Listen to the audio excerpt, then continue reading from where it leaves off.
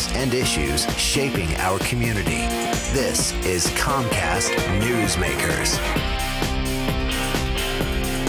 Imagine having brain surgery and 2 weeks later, you're back at work. It's possible thanks to a minimally invasive surgery.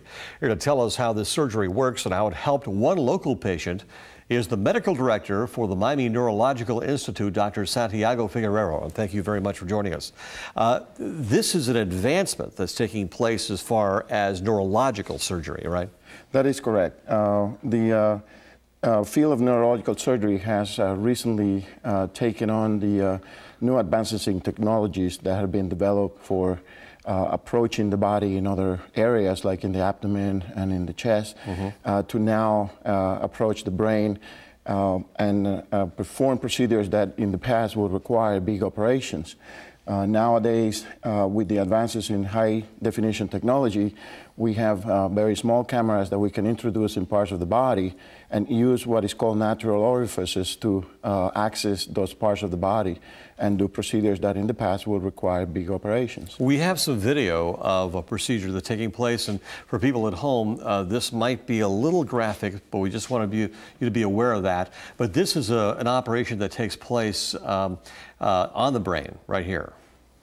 That is correct. This is an operation actually in the back of the nose. In this video, we are approaching the pituitary gland, or the area where the pituitary gland is located.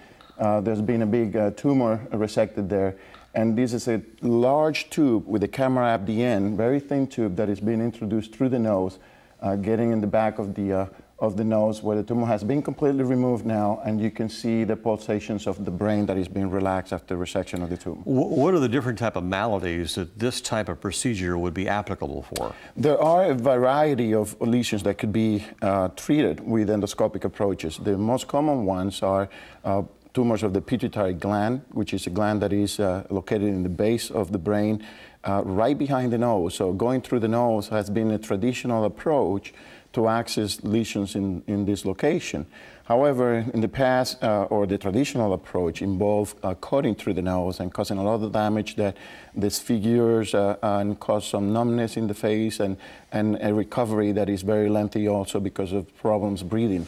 Now with the camera, we can do these type of procedures, and patients the next day feels like nothing happened. Really? Correct. That's amazing. You have a situation here where you see more sophistication taking place in surgeries. Do you think this is going to translate and evolve even more? The technology keeps evolving and it keeps advancing. Now with high definition, with smaller cameras, we're able to put a lens very close by to a lesion, and the approach and the techniques to how to remove that lesion with very small tools, it keeps changing every day. There are companies that are involved in and dedicated full-time to develop and improve on those instruments. We can do intracranial lesions like tumors and colloid cysts, for example, that we can resect to very tiny incisions, going through very tiny holes through the brains with very tiny instruments. So at the end, you look at the images and it looks like nothing has happened.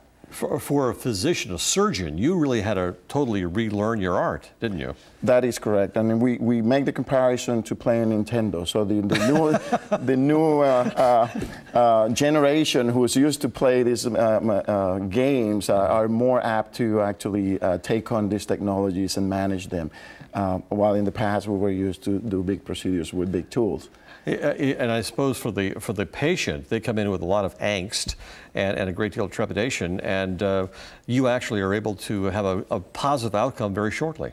In most of them, it's very impressive. Actually, we like to educate and the community in the sense of for them to know that technology is out there, is evolving, and now procedures that were very traumatic in the past don't need to be anymore. Okay, the SARS Newsmaker showed us how minimally invasive brain surgery helps patients get back on their feet faster.